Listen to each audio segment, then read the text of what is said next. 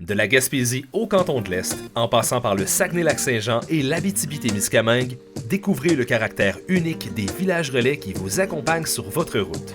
Bienvenue à votre tête-à-tête avec les villages relais. J'ai le grand plaisir de m'asseoir avec Harvey Stevens, qui est conseiller municipal à la ville de Stansted. Bonjour Harvey.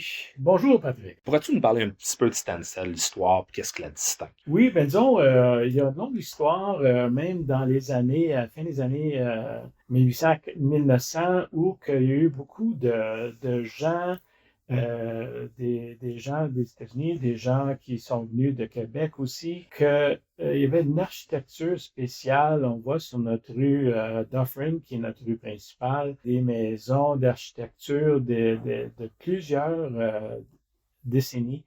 Et puis, c'est quelque chose qui a une place spéciale, et spécialement aussi avec le côté granit. Nous avons des carrés de granit où les gens ont été créatifs en utilisant le matériau de granit.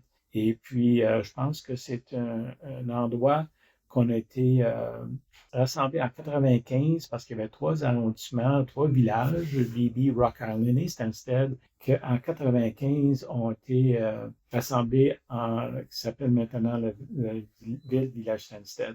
Un des trucs qui distingue Stansted des autres villes dans les cantons de l'Est, quand même assez évident, c'est le fait que vous êtes traversé de part et d'autre par la frontière américaine. Les communautés américaines et canadiennes, je dirais même anglophones et francophones, se côtoient à tous les jours. Oui. Moi, je suis allé prendre un petit café à l'auberge Sunshine à côté, et c'est vraiment fascinant de juste vivre un peu la communication avec les gens. C'est naturel de changer d'une langue à l'autre. Exactement. C'est une question de courtoisie, une question de Oui. respect, que même nos amis les villages frontières américaines au Vermont, il y a beaucoup de gens francophones sur le côté au Vermont, des familles aussi qui viennent ici chercher leur pain quotidien, qui parlent en français et aiment aussi garder leur français et pratiquer le français de côté-là. Et c'est quelque chose qu'on essaie de faire un rassemblement pour une topographie de 360 degrés avec nous à Stansted et d'autres petits villages au Vermont, au nord du Vermont.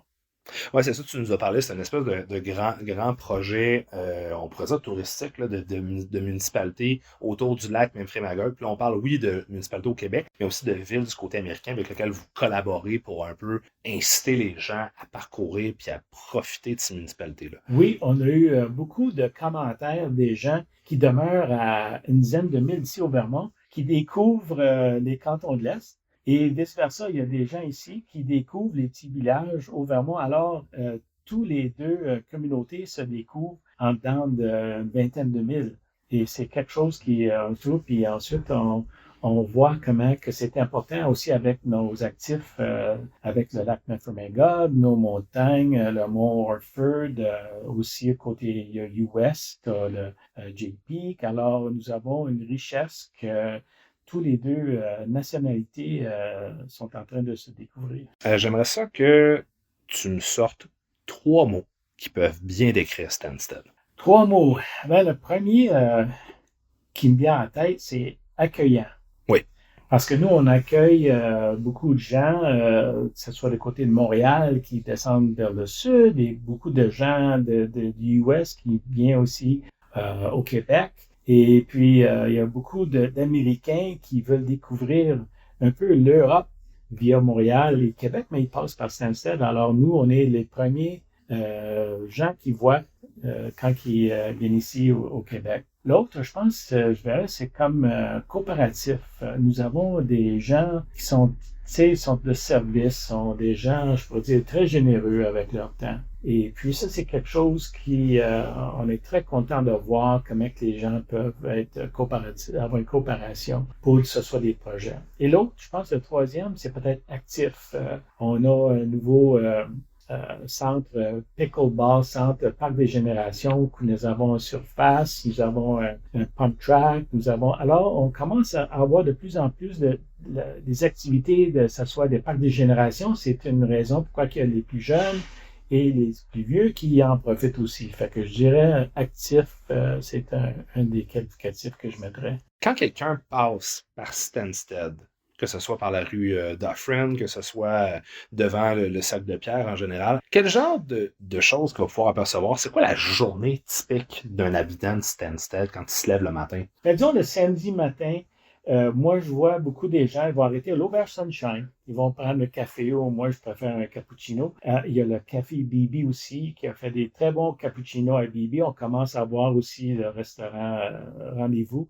Ils vont prendre un café, se parler avec des voisins. Et au marché local qu'on a à Stansted aussi, le marché local le samedi matin, j'ai entendu le terme, c'est le nouveau perron d'église de la région. Tu sais, alors, il y a des gens qui se retrouvent, qui n'ont pas vu pour des années de temps, à un marché local. Fait qu'ils vont acheter, que ce soit le pain, le miel ou d'autres choses, et ensuite, ils vont se parler, se rencontrer. Et c'est justement sur le site du Village Relais à Stansted qui est situé notre marché local de Stansted aussi. Alors, ça attrait pas juste des gens de l'extérieur, mais aussi ça attrait les gens de l'intérieur de notre communauté, cet emplacement-là. Alors, je te dirais, c'est un peu le sens...